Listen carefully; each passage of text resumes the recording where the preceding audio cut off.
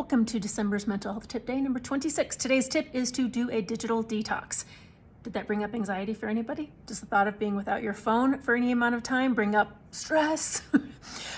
I am not saying phones are bad at all. It has become a fabulous way for us to stay connected. I know for me personally, social media and the use of my phone has had a positive impact on my mental health in terms of how it helps me to stay connected. I've made new friends from it. So I'm not saying it's all bad. What I am saying is that while there can be good, our phones and the amount of time we spend on them and the type of time we spend on them can have a negative impact to our mental health. So the first step of today's tip is to get curious. What is your relationship with your screens? Why do you use them? Is it a distraction? Is it a habit?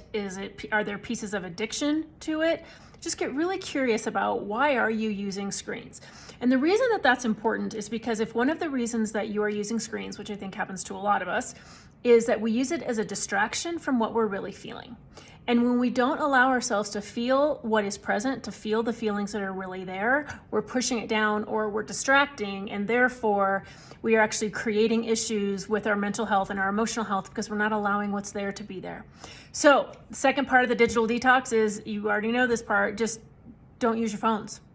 Right? There's lots of tips on how you can do that. You can either Google online, or I've got a few things in the email, but try a digital detox and see how it impacts your mental health.